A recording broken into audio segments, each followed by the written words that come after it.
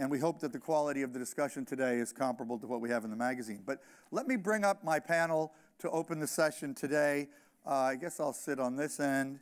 And we're going to basically start with a big picture discussion about all these issues and how technology plays a role or doesn't play a role in helping us all as a nation, as individuals, and as a planet be healthier. Now, let me start by just introducing the panelists from my left and your left. Yonatan Adiri is Israeli. He worked with Shimon Peres for many years as his chief technology officer when he was president of Israel.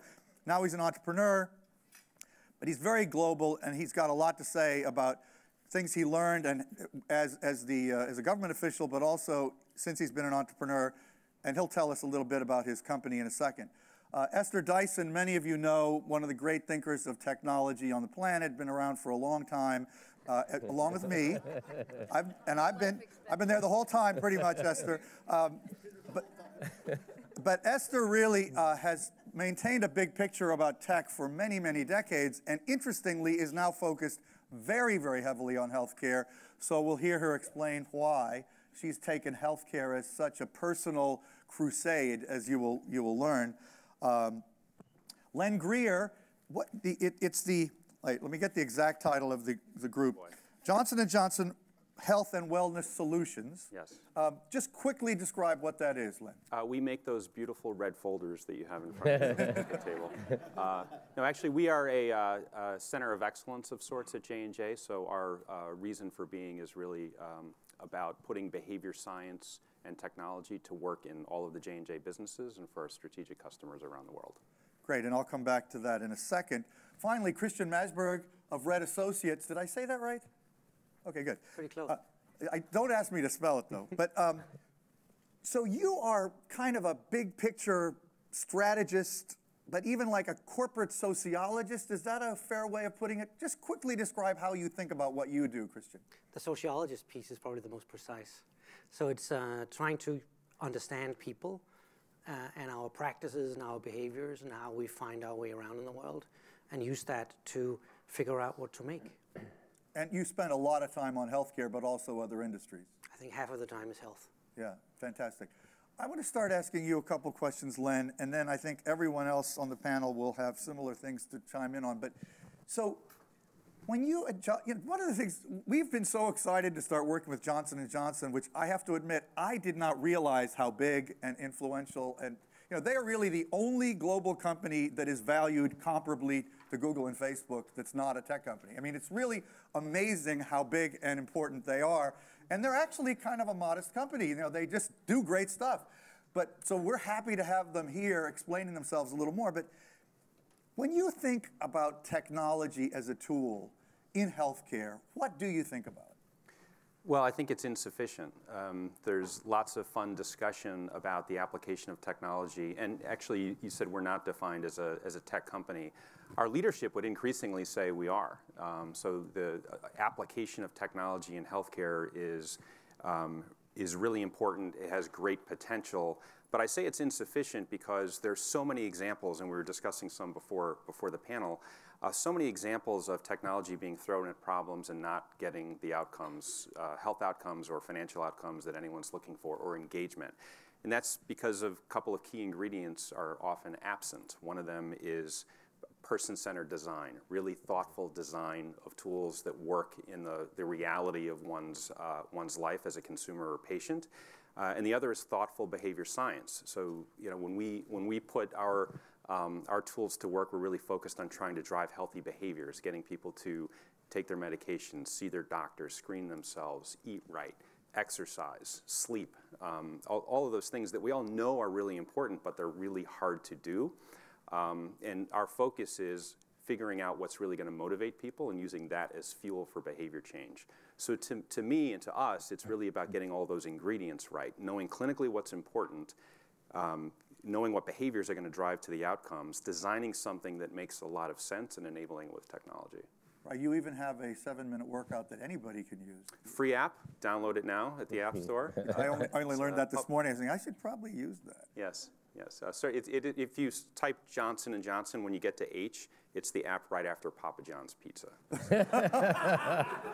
Esther, did I detect that you had something to say? Yeah, and so as you were talking and saying I'm interested in healthcare, I'm actually interested in health. Thank you. And I thought I would mention that, but Please. then I realized, oh, that's the name of the panel. And I might have forgotten that, though. Go ahead. but I mean, this is the point. It is so hard to change your thinking. And going back to the numbers, the reason is those other countries spend more money on health, not with nurses and hospitals, but with early childhood education. My aunt was an almoner. She took care of unmarried moms back in the 50s and 60s in England. And so as you were talking, I was also thinking one thing that makes healthcare ineffective is the lack of health. Because if you're addicted or you're so poor you can't buy good food or you don't have time to use a 7-minute workout, that's what makes all this care, most of it, so futile. Because what we need to do is start investing in health, not renting it, so that later on, when something challenges you, you don't need to buy your health care at extremely inflated prices and nonetheless ineffective. To solve problems that you, in effect, created by not focusing on the other things Yeah, earlier. I mean, the lack of health makes you vulnerable to all these other things. And it makes you also not able to do the kind of healthy living we all know we should do it. Before I'm sure Christian and Jonathan both have thoughts on that, but quickly talk about what you are doing, because I Okay. think people should know that. Yeah, so I'm helping, a team of 5, we're called Way to Wellville. Way to Wellville. Way to Wellville, as in The Road to Wellville, the book by Kellogg. We're helping 5 small, godforsaken, discrete, confined U.S. communities invest in health. And our goal is not so much to help those communities, but to have those communities become role models for other communities to say, if those guys in Muskegon could do it, so can we. Yeah, what are the 5 And communities? they are Muskegon, Spartanburg, South Carolina.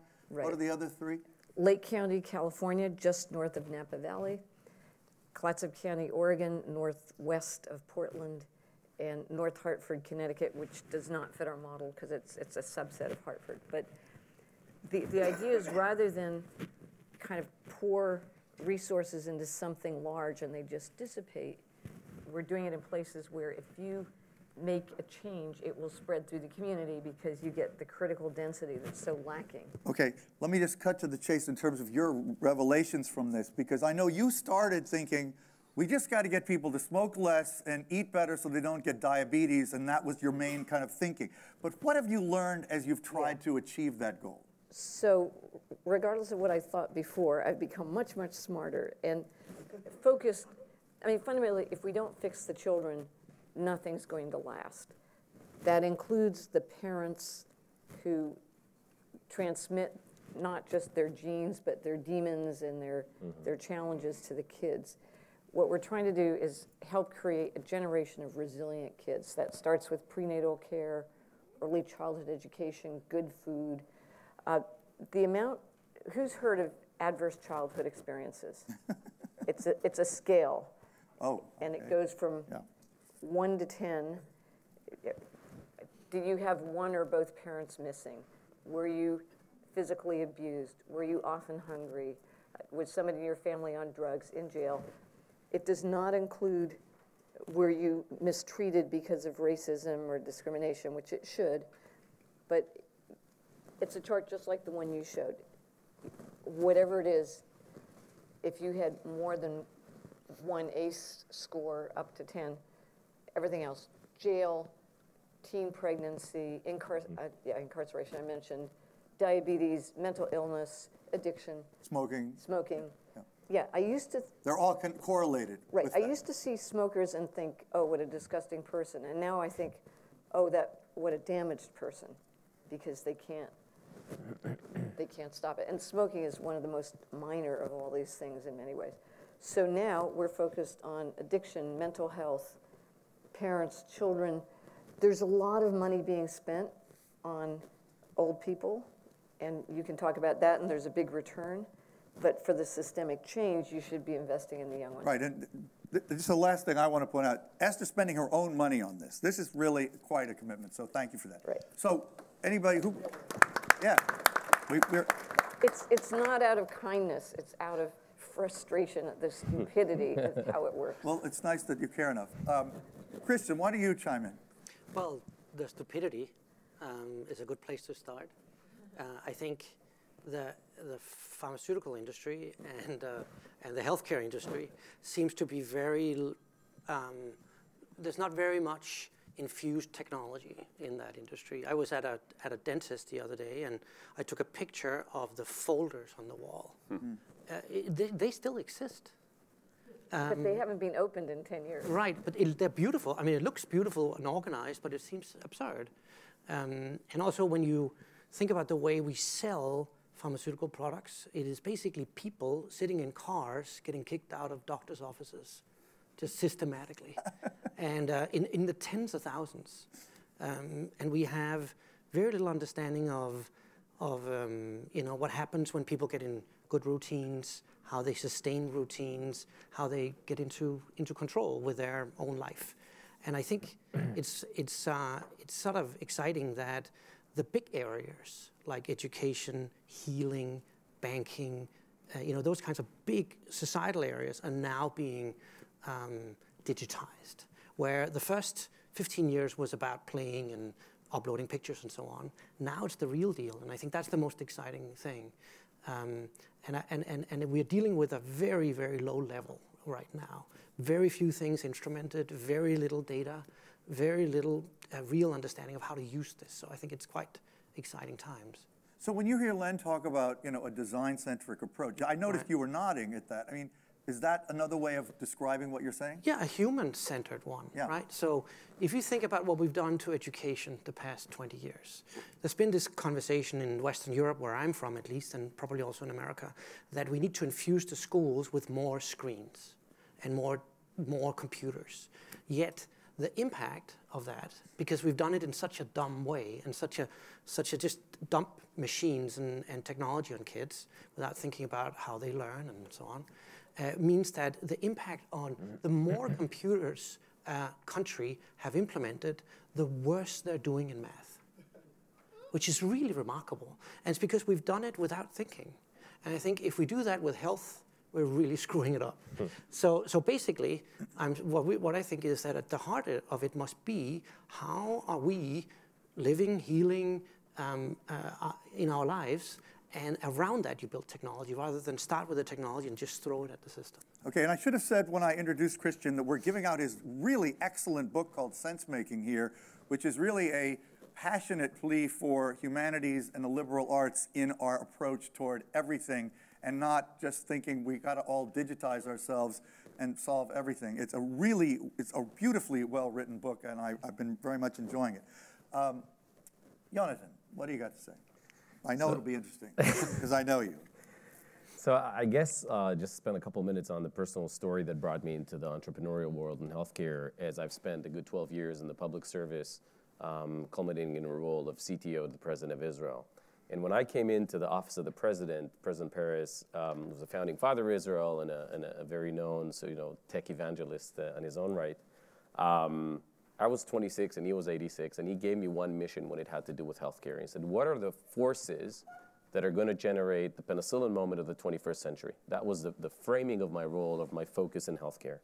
And we went out, and I spent quite a number of years focused on stem cell research and on immunotherapy and on bioinformatics and nanotechnology, asking questions, is Israel competitive enough? Are we going to be part of this global revolution? And understanding the forces at play that would bring this moment, right?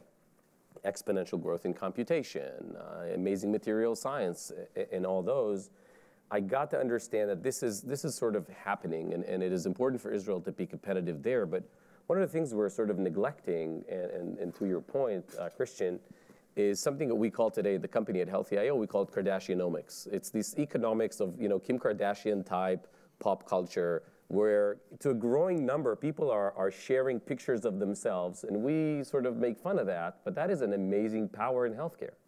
And it's not just exponential growth and nanotech and genetics. It is actually the power of pop culture that we can harness in order to generate healthcare solutions. And looking at the numbers that you've just shown, from the magazine, the $3 trillion opportunity in the U.S. $3 trillion expenditure on healthcare is effectively 3,001 billion dollar opportunities for an entrepreneur, right?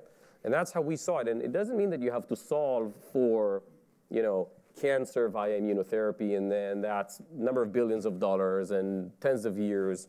If you can harness the Kardashianomics, if you can harness the fact that today on WhatsApp, 4 billion with a B images are uploaded every day. 4 billion.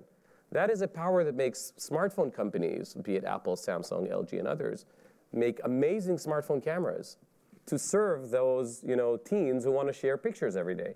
We looked at that at Healthy.io when I started the company and said, can we ride that wave? Can we transform the embedded smartphone camera into a clinical grade scanner?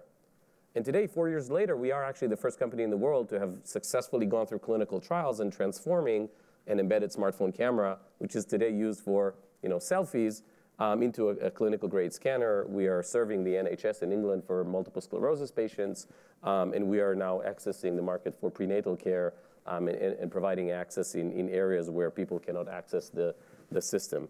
Point being, to make a change in healthcare, there is a big move, billions of dollars, tens of years, that's going to generate a penicillin moment, for sure. But it doesn't mean that in that, let's say 20-year window, we cannot harness those forces that we sometimes joke about and think are, useless, and transform them into very valuable healthcare technologies. And I'm very happy that, I made the decision to transition from the public service to spend time in the trenches of the entrepreneurship in this amazing era, because these forces are really powerful and they can make a difference. Can I just make a comment quickly please. on that? I think that's a terrific example of, like MS as the application is, so assuming the clinical intelligence wrapped around the condition is there. You're talking about patient behavior that might otherwise, consumer behavior that might otherwise have you scratching your head. So rather than scratch your head and laugh at it, let's leverage it. Application of technology in something that's designed, around the person, getting results. I think it's a great example. And solving small problems that scale makes a big difference. I mean, we're taking MS patients and giving them an opportunity to check for urinary tract infection. It's a simple thing. Yeah. But scanning that at home rather than going to the hospital, 5 out of every 100 in the UK end up in a hospital with fever and fear of sepsis just because it took them 3 to 4 days to get to the lab. So, are we focused on a small problem? We think we're focused on an important problem that with little money and innovation that adheres to the clinical standard, if it scales, right, and we're seeing that scaling right now, can make a big difference. And if you tackle those one at a time, you're making a big difference, and you're also making, a profit for the company. This is a for-profit activity in the startup domain, obviously. Okay, I want to do 3 things. I want to talk a little bit more about where we are. I want to talk quite a bit about how optimistic we can and should be about technology's ability to make a change. But I also want to hear from you all, because Techonomy is very much about dialogue and not just a TED-style broadcast. So keep in mind that we want to hear your questions and comments very shortly. But, Len, I just wanted to mention you were sort of feeling a little jealous of Google and Facebook before when I said you're comparable to them in some critical financial ways.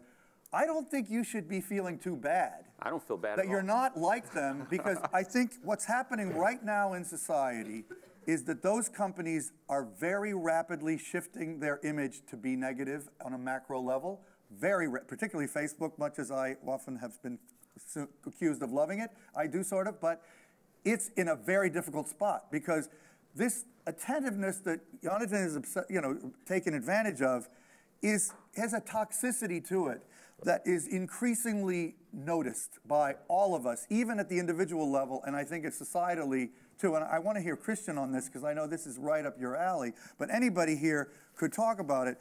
So I don't know, I just wanted to this also is going to come up when Arianna Huffington's on a little later this morning.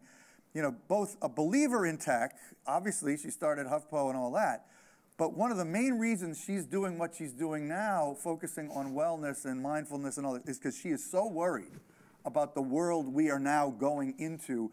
with a screen in front of our face no matter what we do. It's lucky for me that I'm not holding it right now. I could easily, a lot of moderators would be doing this right now too.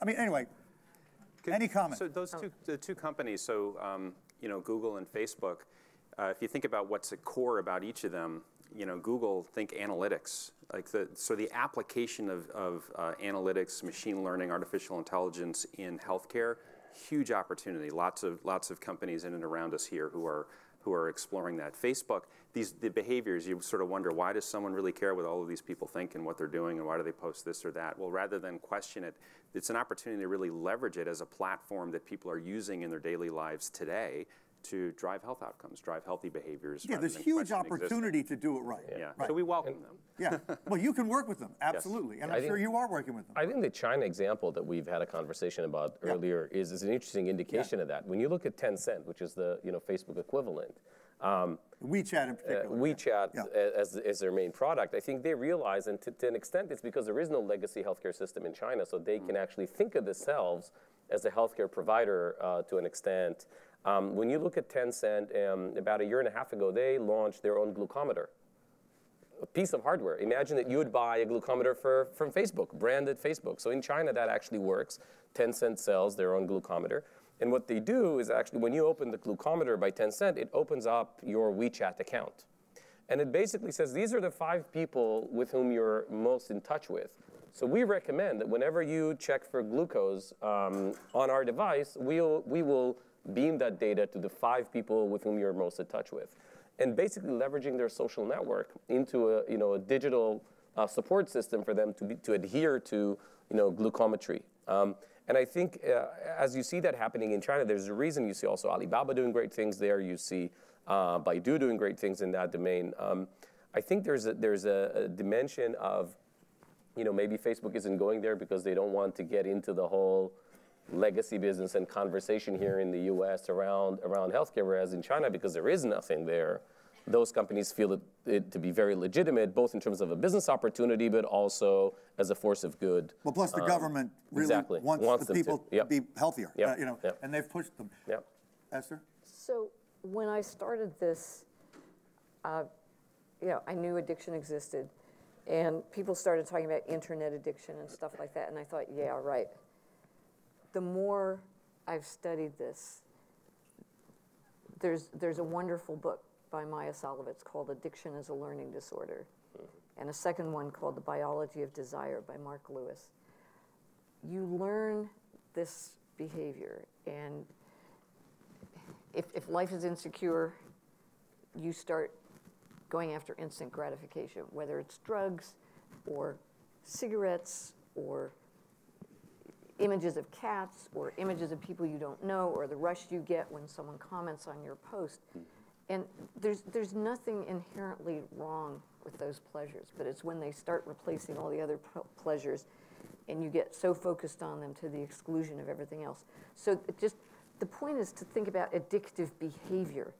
And we're now talking about substance abuse, and that's one of those horrible terms that really kind of shifts the focus in the wrong direction. So I won't go off on a long rant about that. The point is not to demonize the phones and stuff, but to figure out how to help people learn to become addicted to what biologically and evolutionarily used to be addictive, which was babies, the person you love, food, not too much of it, stuff like that. It's everything's being kind of twisted, but the problem is not even the system, it's our own biology. And how do we, again, help raise children who are addicted to the right things, get pleasure from things that are good for them long term. Second point then, vis-a-vis technology, what we're doing is, apps for diabetes prevention or MS or almost anything are really great, but what they need in addition is an overlay of people training you how to use them. And so in our communities, fundamentally, the biggest business model for what we hope they will do is bring in outside trainers to train people to deliver all these different kinds of care, including football coaching for kids after school, or diabetes education and cooking classes for people, maybe sponsored by the grocery store. But if a third of the people in these communities are employed, keeping the other 2/3 healthy, that helps solve this, the robots are going to take all our jobs. Well, there are a lot of jobs people can and should do, but they're not being paid to do them. And that's the biggest challenge. How do we get the externalities back into our system and pay care workers more? Because what they deliver is the community's health. Christian, what do you think about that? I like it. I was also thinking about Len. I mean, I would be very proud of being in Johnson & Johnson rather than Google. I mean, Google and Facebook. Google and Facebook are ad placement companies. At the core, they're placing ads. And we take the smartest kids in our generation and we use them for placing ads. I just don't find that, I mean, by all means, we need to place ads, but it's not the most exciting topic I can find. The other thing is, I heard about a project the other day in India, which I found illuminating. So basically, there was these engineers, they were frustrated that a lot of kids die when they have open heart surgery. And about 40% of the kids die when they have open heart surgery. Not when they have the surgery, but after, in the intensive care unit. And the reason they found was that it takes 90 minutes to make a decision because the doctor's somewhere else and they have to go find him and he has to take a hat on and a coat on and so on to get into the intensive care unit. And then they digitized the entire thing based on how to get decision making on which intervention you want to make down to below a minute. And they saved a ton of kids and now they're scaling it all over India. That's an insight that isn't very technologically advanced. It is technology-based, but it's based on an insight about how human practices work. And it can radically change something. And I think that's what ought to be at the heart of innovation. I think it's very much what you say, one at a time. So even though you just wrote a book which is good about humanities, you seem to be extremely optimistic about the potential for technology to transform healthcare in the U.S. and globally. Is that a summary statement that's fair? I just hope we don't screw it up.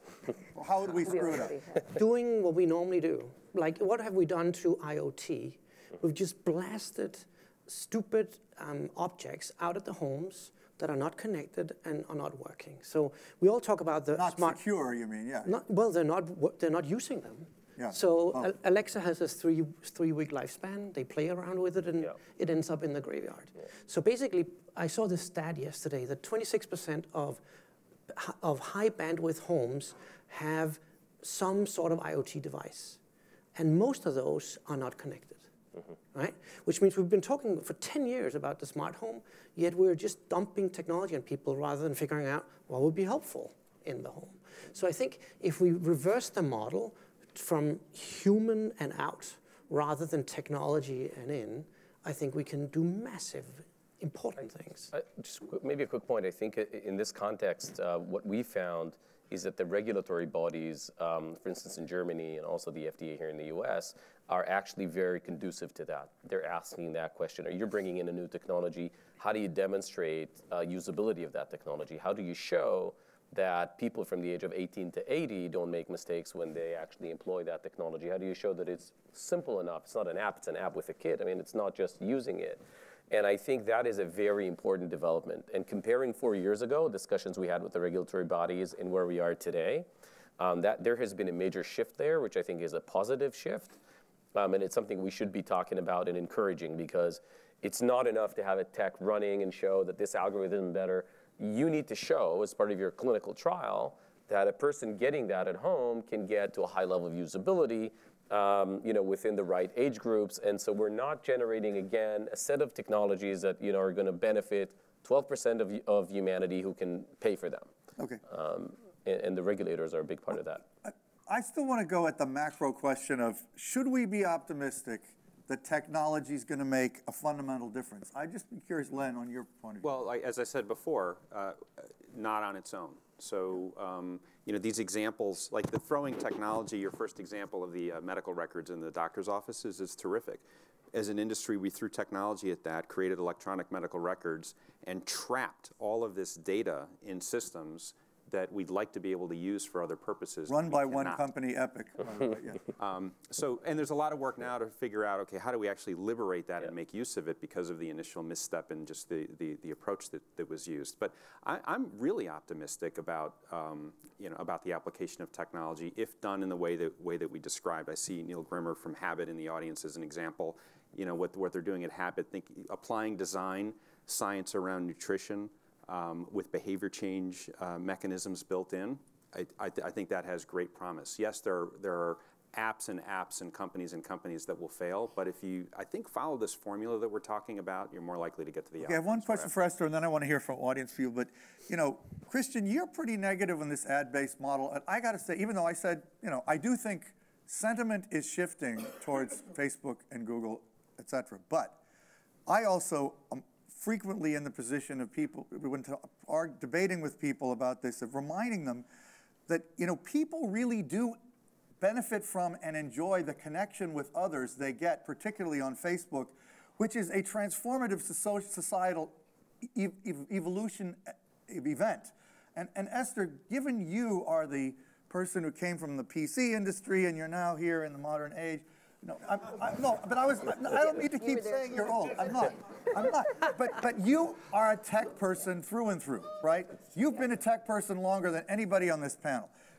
And so your macro view, I just like to get you a little more nuanced on this issue of, especially given the weight of these platforms in our lives, optimism or pessimism on the long-term health, not healthcare implications. Right. So I'm very old and very wise. Thank you. Thank you.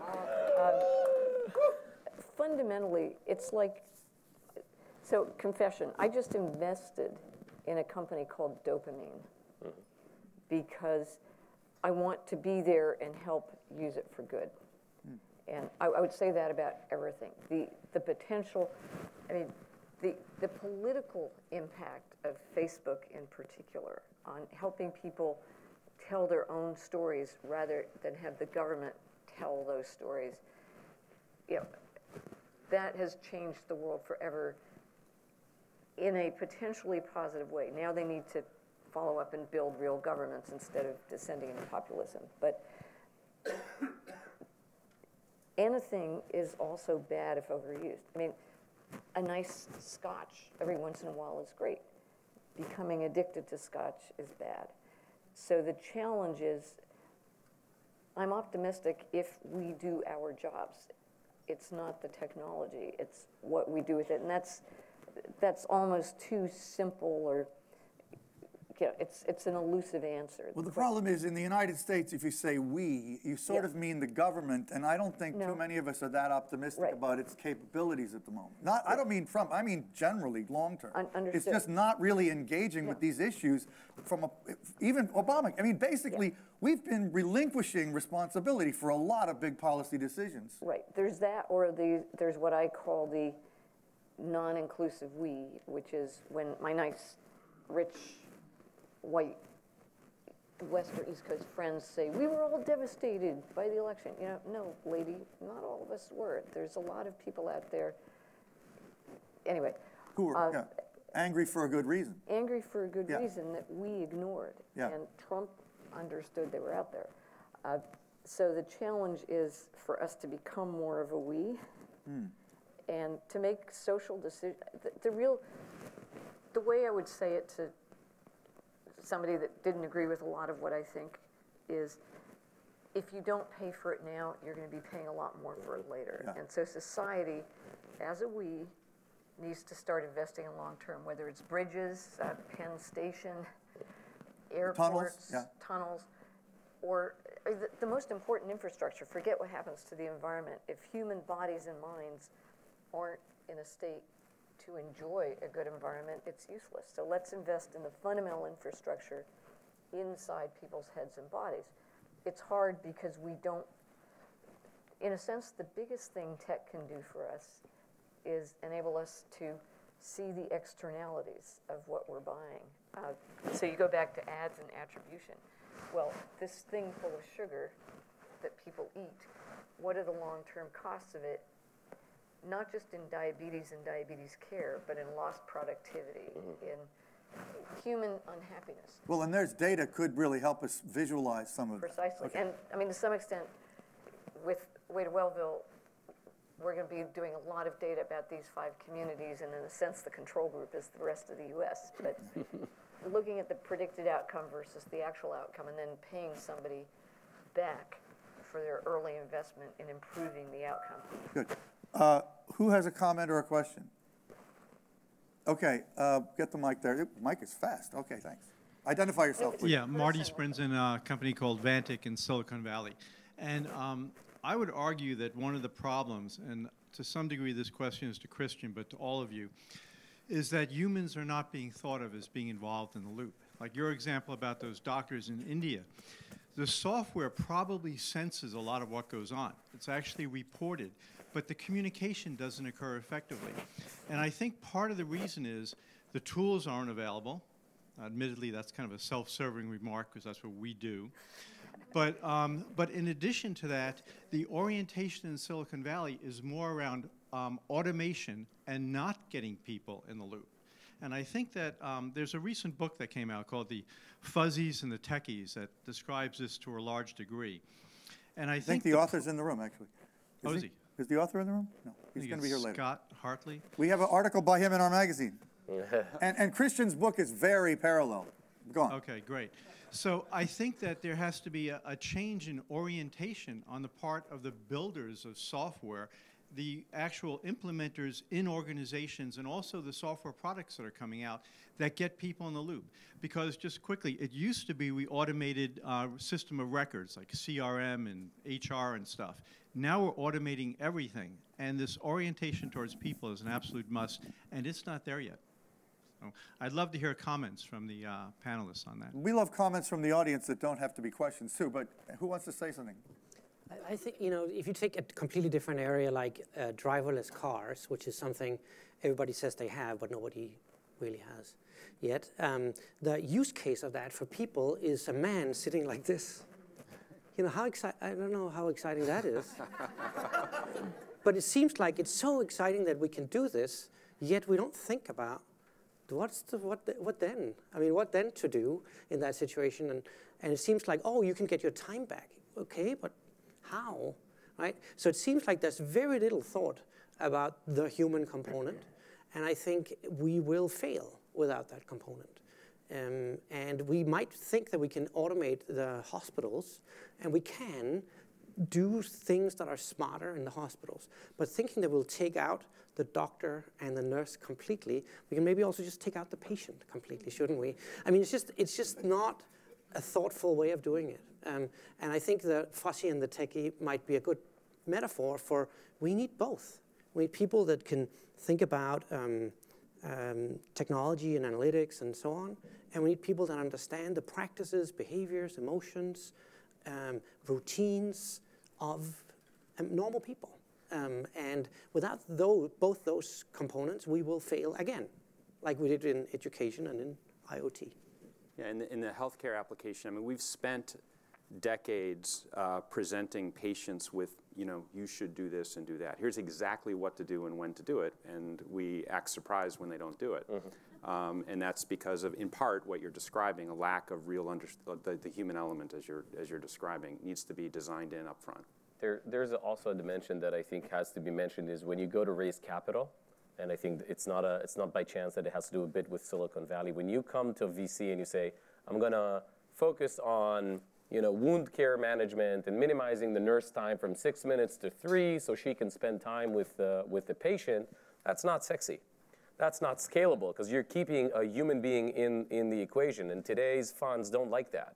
They want to hear the story that you just said, and we've been very adamant about that, and we ended up with private investors, and we're very happy with that, and we're scaling with private investors. I think there's an issue to go back to in terms of what is the story we celebrate. Also as a media, what are the framing points that we sort of celebrate when entrepreneurs, share their narrative? Are we happy? Do we support a narrative that says, I'm just going to solve the small problem because it impacts people, and if it scales, it's going to make a big difference. I'm not going to kick the human out, or do we want autonomy, full autonomy, no doctors, we're pushing for what is it going to do to jobs, and we like that conversation? That breeds a certain type of entrepreneurial narrative, And then the funds on the other end finance that, and then you get into that loop. And we've been very adamant, sort of, going against that, saying the doctor's in the center. We want to use the time to allow for a nurse to spend more time with the patient for empathy, Wait, I got to say basically. something. I just thought of something. You know this obsession in Silicon Valley with universal basic income? Yep. It Yeah. actually, in itself, 100%. just the fact they're talking about that reinforces 100%. the human-free narrative in the product design that those 100%. same people are engaged in. I never thought of that before. So, just two very brief things. I would like to see something that I would call, it's closer to universal basic vouchers. And it's kind of like the double dollars on your food stamps. You can spend it on prenatal care, on child care, as opposed to child storage. Yep. You can spend it on football coaches. But you spend it on humans, and it doubles whatever the employer pays. Yep.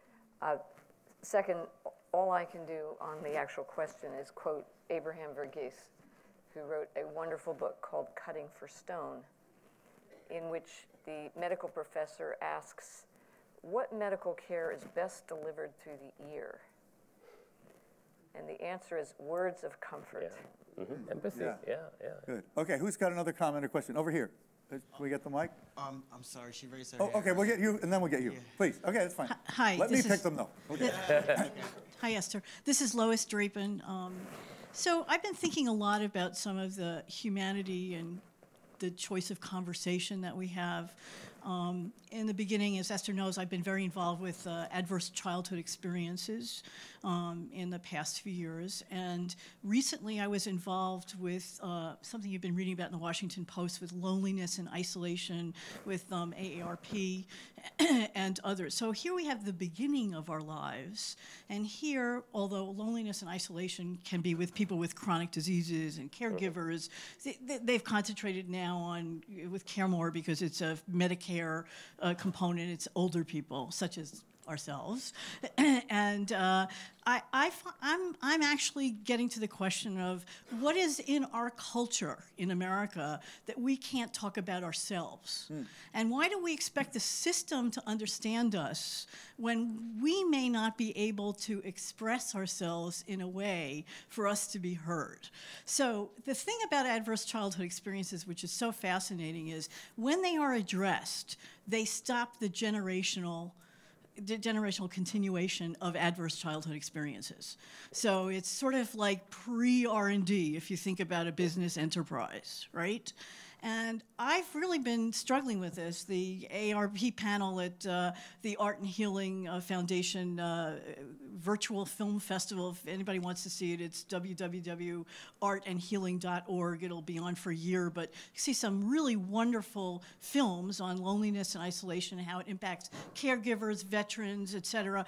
But seriously, there's something in our culture, and it may not be in other places of the world, that we are not addressing. And it's not about the system, it's not about technology, it's about something in us. We agree with that. I'm going to treat that as a comment because I'm going to go to something. But wait till you hear what the J.P. Morgan Chase is doing at noon. You'll see there is a shift happening. If a company with 150,000 employees is doing some of the stuff they're doing. So over here, we've only got 1 minute left, so we're going to have to go real fast. Gary Kay with Tech 50 Plus. We spend a lot of time looking at connected healthcare. And to use a really bad football metaphor, what I see is that there are a lot of quarterbacks and very few wide receivers. We've got a lot of data going out there. We don't have nearly the capability of monitoring it. How do we start balancing this when there doesn't seem to be any money in receiving that data, only in making the gadgets that put it out there? Well, I think there's actually quite a lot of money in making use of the data to get to better health outcomes. All the like for our customers beyond the consumer, health systems, health insurers, retailers, they're all driving toward health outcomes because there are a lot of incentives wrapped around them, and that means dollars. So if you can, I was talking earlier about liberating the data that's locked up in these electronic medical records. If you can make use of it, apply algorithms, predict where there are going to be issues and intervene with thoughtful solutions, I think there's a lot of money to be saved. And it's not just things like cancer data and all the omics. It's also precision medicine focused on people's habits, can you motivate them to take their drugs because they're going to be a better patient than the other guy? Can you motivate them to take their drugs because they can go to their kid's graduation? What is it that motivates people to do the right thing? Precision psychology, yeah. Well, I have to say, I'm very happy with this panel and the way it played out. Yay. Because it's actually, we talked about tech, but we also really stepped back and talked about the real situation that I think our country and our world is in, which is why I'm so happy this particular group was able to join us to do that. So thank you all for